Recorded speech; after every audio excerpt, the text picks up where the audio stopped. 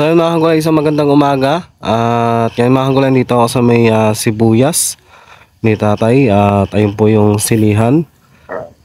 Ayan, at yung may tanim na okra, ayun din po. Tapos yung pula akong sili, andyan din po. At ito po yung natirang pula matapos nga dumaan dito yung bagyo. At ayan na siya, no? Malapit na siyang transplant. So konting laki na lang niya. At yun nga mga gulay, bago nga pala ako bumalik sa aking trabaho dahil ngayon kasi mga gulay ay itong sibuyas ay sa tatay na po magtutuloy. At ako yung sili na lang. At ngayon lang din ako napunta at nakapag video ng gantong medyo maliwanag kasi halos pagpunta ko dito ay halos gabi na. So bali mag-i-spray pala ako ng GoSbet 1000 plus sa aking silihan. Para sa ganun bago ako umalis, may sprayan ko sila. Ang gulay ito, pinatubigan ko siya kahapon at in-applyan ko sila ng abono nung pagkatapos kong tubigan. Ayan, so ito po yung ating sili. So napalinis na natin siya. At ito naman po yung okra. Ayan. O, medyo malalaki na rin po siya. At ito yung ating sili.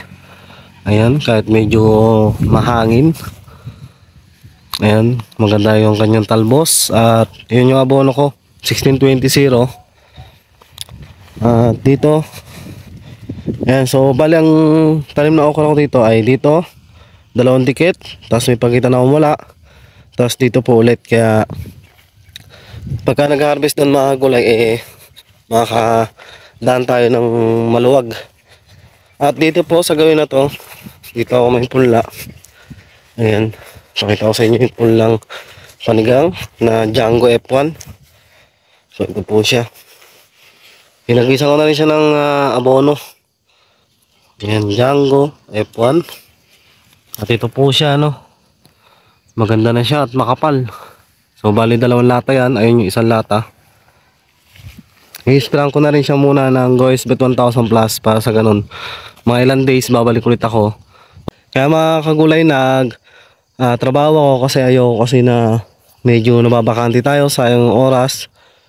Dito nga sa sibuyas, hindi naman na rin mapupuno yung aking area doon sa malayo. Kaya hindi na muna ako nagtanim ng sibuyas. Kaya bali ito na lang po yung aking nalagaan. Tsaka yan yung pulang panigang. Para ay sa ngayon kasi mga gulay, hindi naman to alagain. Basta't masuporta lang ng tubig at abono. Syempre sa pag-i-spray mga gulay ay kahit pa paano ma-spray natin ng dalawang beses sa isang linggo. So bali ginagawa ko, pagkagaling kong trabaho, ini-spray ko siya sa gabi. Kaya hindi na rin ako masyadong makapag-update sa inyo dito sa aking mga tanim. Pero mga gulay, sa mga gusto nga pa rin magtanong, nagre-reply po ako.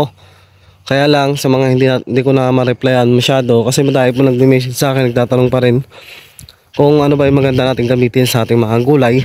Willing naman po ako mag-reply kahit na hindi ako masyadong nag-upload ng aking update sa mga tanim. Andito pa rin ako para subaybayan po inyong mga tanim kasi para hindi mapalaki yung inyong mga gastos. Kaya andito pa rin ako mga kagulay. O sakali may katanungan po kayo, mag-comment or mag-message pa rin kayo sa akin. Pero sa mga kagulay natin na hindi ko masyadong masagot yung kanilang mga katanungan dahil sa araw nga medyo busy ako, maghapon yun na bawal kasi ang cellphone doon. Sa gabi lang po makakasagot na yung mga komento at saka mga message. Tulad pa rin ng dati mga kagulay, mag-i-spray ako ng GoSbet. Ayan, GoSbet. May tira pa akong halos kalahati na 1 gallon.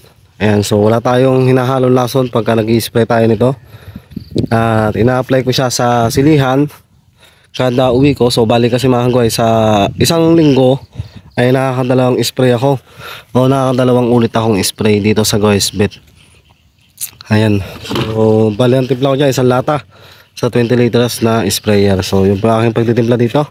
At yun, bali gagawin ko muna ngayong mga kagulay, mag-i-spray na muna ako kasi medyo gagayak na rin tayo para bumalik doon sa aking trabaho. So bali ang trabaho ko nga pala mga kagulay, nasa Gapan siya. At umuwi ako dito sa amin ng hapon at para ma-sprayan ko nga itong aking mga lagang sili kasi mas maganda rin na meron tayong tanim kahit na meron tayong trabaho.